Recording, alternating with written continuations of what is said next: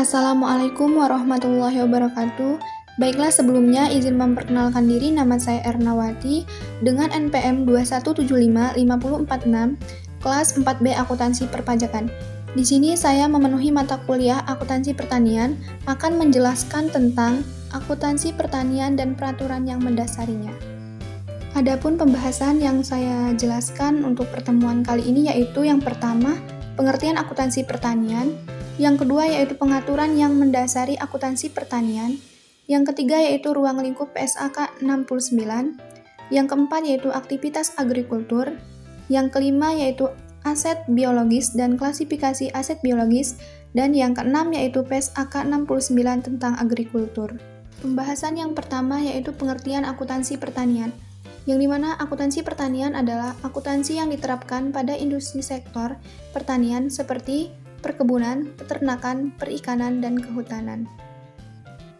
Adapun pengaturan yang mendasari akuntansi pertanian yaitu yang pertama PSAK 16 aset tetap, yang kedua yaitu PSAK 25 tentang hak atas tanah, yang ketiga yaitu PSAK 26 tentang biaya pinjaman, yang keempat yaitu tentang PSAK 68 yaitu tentang pengukuran nilai wajar, yang kelima yaitu PSAK 48 tentang penurunan aset, yang kelima yaitu tentang PSAK 14 tentang persediaan, kemudian PSAK 13 tentang properti investasi, dan ada PSAK 19 tentang aset tak berwujud, dan kemudian ada PSAK 61 tentang akuntansi hibah pemerintah, dan kemudian ada PSAK 25 tentang kebijakan akuntansi perubahan estimasi dan kesalahan, dan ada yang terakhir yaitu PSAK 58 tentang aset yang tidak lancar yang dikuasai untuk dijual. Itulah pengaturan yang mendasari akuntansi pertanian pada PSAK 69 tentang agrikultur.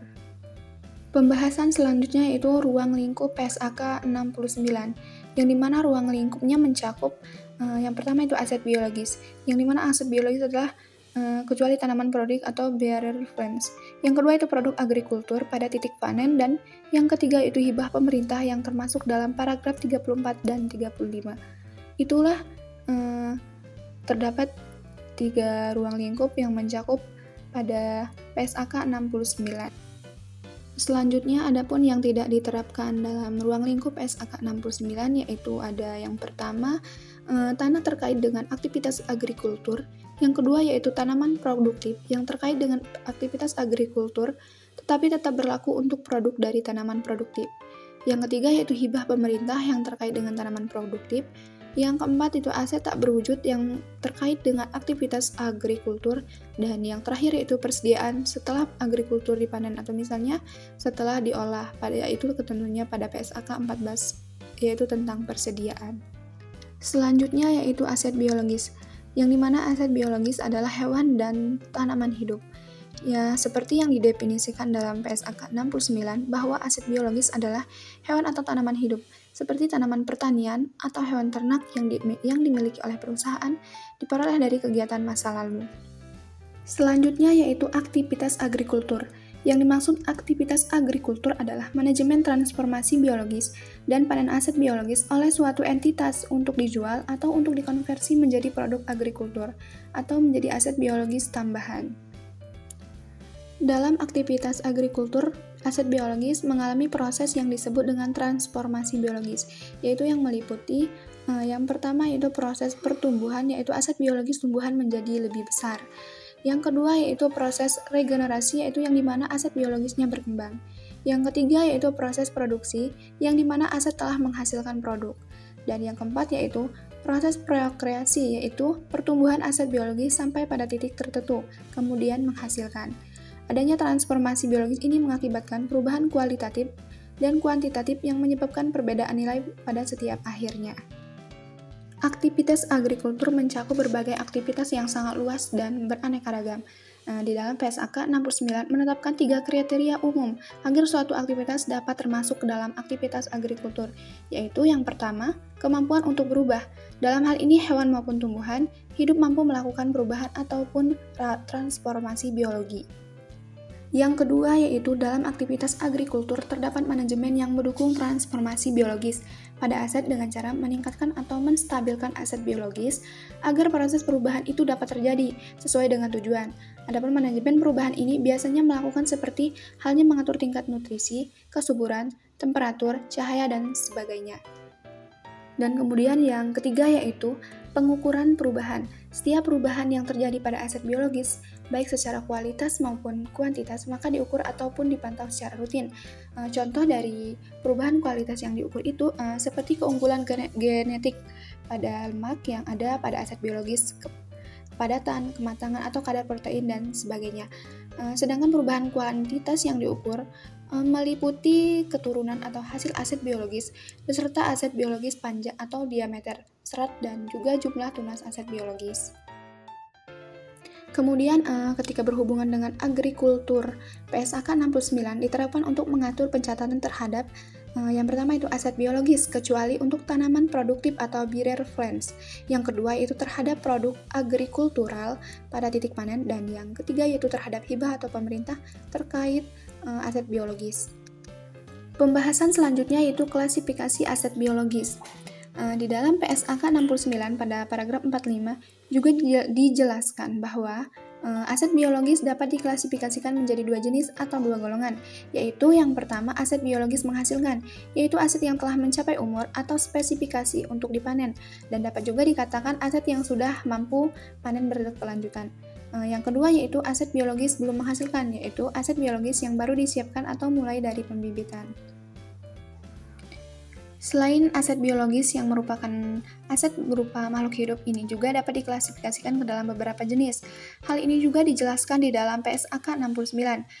Berikut ini merupakan klasifikasi aset biologis berdasarkan ciri-cirinya.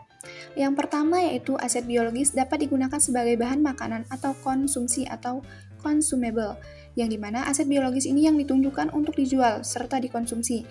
Sebagai contoh yaitu produk daging yang berasal dari aset biologis berupa ternak sapi yang dimiliki untuk tujuan untuk dijual. Adapun contoh lainnya misalnya seperti pohon-pohon yang ditanam dengan tujuan untuk dijadikan kayu. Yang kedua yaitu aset pembawa atau yang biasa disebut dengan aset biologis produktif, yaitu aset biologis yang bukan termasuk dalam golongan aset biologis konsumtif atau produk agrikultur yang dijadikan bahan pangan. Adapun sebagai contoh aset biologis pembawa yaitu seperti ternak sapi perah sebagai produksi susu, ataupun tanaman anggur sebagai penghasil buah anggur, dan sebagainya. Pembahasan selanjutnya itu PSAK 69 tentang agrikultur. Yang pertama yaitu pengakuan, salah satu komponen dalam perlakuan akuntansi. Nah, PSAK 69 ini sendiri, perusahaan mengakui adanya aset biologis atau produk agrikultur jika hanya sebagai berikut. Yang pertama, yaitu entitas mengendalikan aset biologis sebagai akibat dari peristiwa masa lalu. Yang kedua, besar kemungkinan manfaat ekonomi masa depan terkait dengan aset biologis tersebut akan mengalir ke entitas. Dan yang terakhir yaitu, nilai wajar atau biaya perolehan aset biologis dapat diukur secara andal. Aset biologis di dalam laporan keuangan dapat diakui sebagai aset lancar sesuai dengan jangka waktu transformasi biologis dari aset biologis yang bersangkutan. Aset biologis diakui ke dalam aset lancar ketika masa manfaat atau masa transformasi biologisnya kurang dari 1 sampai dengan 1 tahun, dan diakui sebagai aset tidak lancar jika masa manfaat atau masa transformasinya lebih dari 1 tahun. Yang kedua yaitu pengukuran. Berdasarkan PSAK 69, aset biologis diukur berdasarkan nilai wajar. Aset biologis harus diukur pada pengakuan awal dan pada tanggal pelaporan berikutnya. Pada nilai wajar dikurangi estimasi biaya penjualannya, kecuali jika nilai wajar tidak bisa diukur secara andal. Namun, jika nilai wajar tidak dapat diukur secara handal, aset biologisnya diukur sebesar biaya perolehan, dikurangi akumulasi penyusutan dan akumulasi rugi penurunan nilai. Adapun keuntungan dan kerugian yang timbul pada saat pengakuan awal aset biologis pada nilai wajar dikurangi biaya untuk menjual dimasukkan dalam laba rugi pada periode terjadinya. Perubahan nilai wajar dikurangi biaya untuk menjual aset biologis berikutnya dimasukkan dalam laba rugi pada periode terjadinya. Baiklah, itulah penjelasan dari saya. Apabila ada kata-kata yang salah, saya mohon maaf. Kepada Allah saya mohon ampun. Saya akhiri. Wassalamualaikum warahmatullahi wabarakatuh.